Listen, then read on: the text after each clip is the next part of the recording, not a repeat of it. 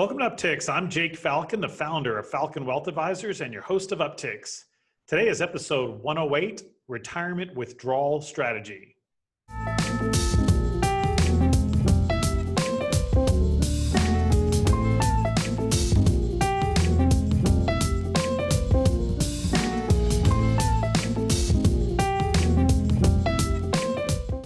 Okay, welcome back to the show. I hope all of you out there are staying safe and healthy.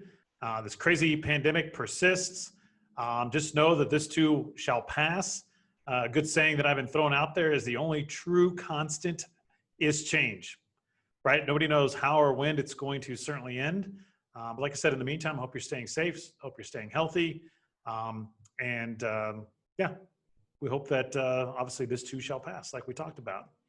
Okay, for today's topic, I wanted to talk about something that's very important to somebody in retirement or certainly as you're approaching retirement, and that's your withdrawal strategy.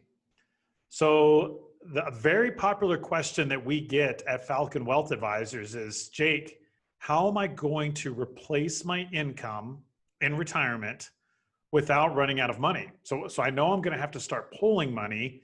And all of these years, for 30 or 40 years, you may have been saving money, or hopefully you've been saving money.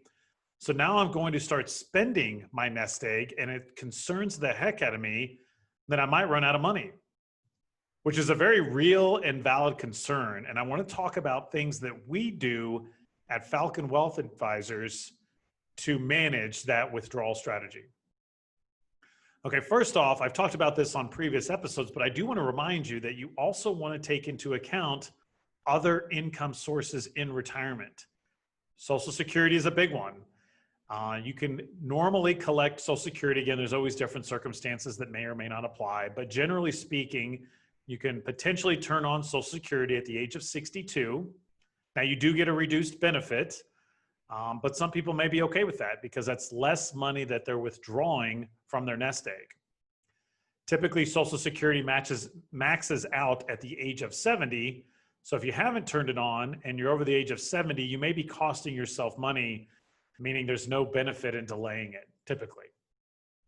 Okay, but as far as your nest egg is concerned, a lot of financial advisors out there will use what I call paper napkin financial planning. And they'll say, AARP or other publications out there will say, use the 4% rule.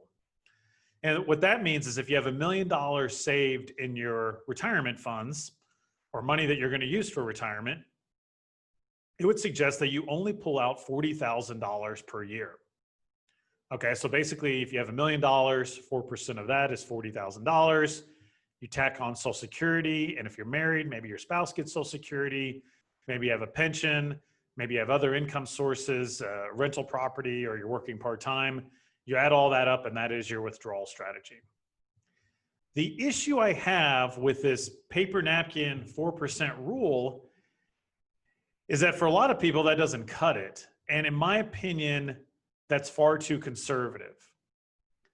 Now, that may be the case, though, if your investments are tied up in an annuity or all bonds and they're only paying you 3 or 4 or 5%, then you can only afford to pull 4% because your investments aren't making enough to keep up with that withdrawal strategy. So the point I wanted to make of today's show is your withdrawal strategy all is predicated on what is your long-term projected average growth rate of your investments. And as long as you are pulling less than that projected growth rate, then your financial plan should work out. Now, here's the big caveat here is that it should. When we're planning for a retirement, we're typically, hopefully planning for a 30-year retirement.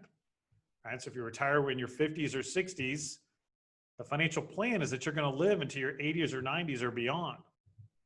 So it's really tough to use a 7% average rate of return and bank on that every year. So the most important thing you can do when looking at your retirement withdrawal strategy is monitoring your financial plan every year. And for our clients, we like to meet with them typically twice a year. Some clients meet more than that, some clients meet less than that.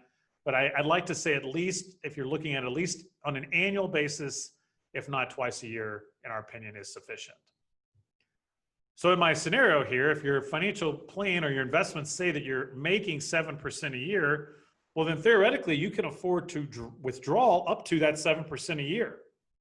So it's quite a bit more than 4%. And on $1 million portfolio, that's the difference of $40,000 a year or $70,000 a year, which is a pretty big difference in your day-to-day lifestyle. What we also typically see with our clients is that they'll spend sometimes even more than their, let's just use this 7% arbitrary target. In those initial years, they may spend 8, 9, or even 10% of their retirement nest egg. Now you say, Jake, why in the world would you let, or maybe not let, it's always your money. Why would you see this happen on your watch? And the reason sometimes we see this happen is what we'll do is what we call a step down. So someone may start out spending, 8, 9, 10% of their nest egg in those early years. And the reason is they've got a bucket list and they're checking items off that bucket list. They're buying a lot of land. They're building a lake house. They're traveling, hopefully traveling one day, traveling across the world, or spoiling their grandkids, or paying off debt, or whatever it is that they want to do in those early years. We're budgeting for that by spending a little bit more than their plan allows for, with the full intention of dropping that spending far below. And again, this scenario, that 7% number. Now, again, I don't want you to take that 7% as an acceptable amount. It's not. Everybody's financial plan is different. Most important thing to do is to have a financial plan, meet with a chartered retirement planning counselor such as myself or Corey, or a certified financial planner like we have on our team at Falcon Wealth Advisors. We got a couple of them, and Matthew and James, and sit down and crunch the numbers and see what that looks like. But my point is, as a retirement planning counselor, I'm completely okay with my clients spending a little bit more in those early years, with the full expectation that they're going to cut that spending as they get into their upper 60s or 70s. And I've seen this work very well for many clients. Now, some clients, though, their nest egg is large enough where they can just pull 4% and it's still enough. Maybe you've got $2, $3, $4, $5 million, and 4% is going to be plenty. That's my point. It's always going to be custom to the individual, right? But you want to have some sort of retirement withdrawal strategy. You want to have that conversation with your financial advisor. You do not want to use these cookie cutter 4% rules. I don't like them. The most important thing is you want to have a target return, whether that's 5, 6, 7, 8%, whatever it is. You want to track your performance according to that return. And then what we do at Falcon Wealth Advisors for our clients is we overlay that withdrawal strategy on top of all that. And we take a look at that over 30 years to see what that's going to do to your projections. And if it says that you're going to have a shortfall, well, the good news is we can adjust and we change things. If you're going to have a surplus and you don't want to have a surplus, again, we can look at things and we can adjust them and we can change them. Now, one other topic I wanted to talk about concerning your withdrawal strategy is which bucket do you pull from? Many of our clients will come to us and they'll have, typically most of their money will be in their 401k pre-tax, which means they put money in, saved it, and they lowered their taxable income. They did not pay taxes on that money as it went into their 401k. So they saved on a pre-tax basis, which means when you retire and you start pulling from it, you're going to have to pay taxes on it. Some clients will also have after-tax or Roth assets potentially in their 401k. So that we typically roll over to a Roth IRA. Now, what's good about a Roth IRA is that money grows tax-free. So when you pull money out of there, there are no taxes. And then again, one of my personal favorites is just having money built up in a savings or a brokerage account. It's basically taxed as you go at typically short-term or long-term capital gains rate, but there are no income restrictions as far as it doesn't count as income when you pull money out of that account. So what we do for our clients, if you have maybe all your money's in a 401k and it's all pre-tax, and that's fine, that makes the retirement withdrawal strategy pretty standard.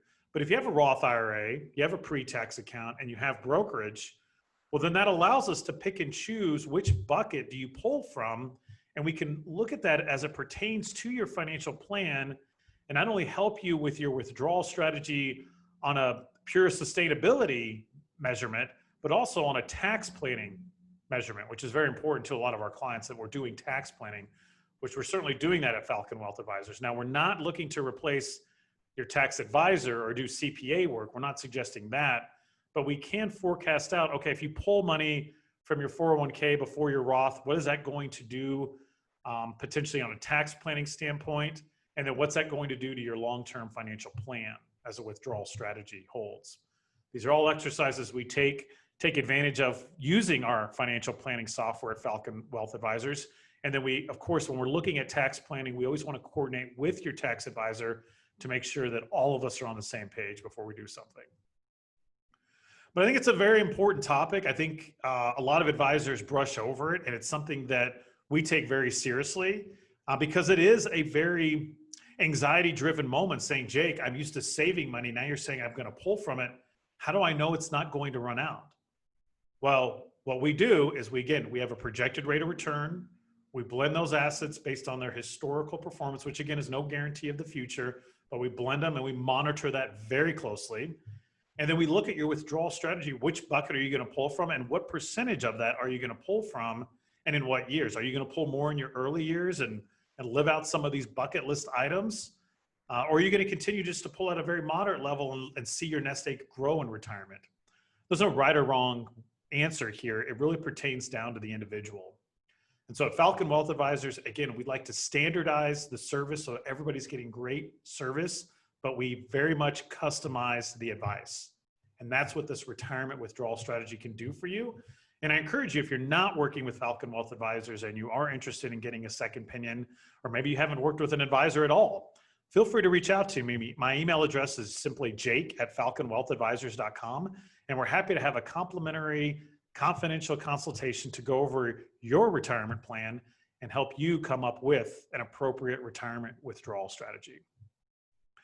That's all the time that I do have for today. If you're watching this on YouTube, thank you so much. We appreciate a thumbs up, or make sure that you do subscribe so you don't miss another episode of Upticks. If you're listening to this on your favorite podcast platform, I want to thank you also for tuning in during that way. I'm also out there on all those social media platforms. So I'm on Instagram, Facebook, Twitter, and LinkedIn. If you want to connect with me, please feel free. Always looking to expand our network.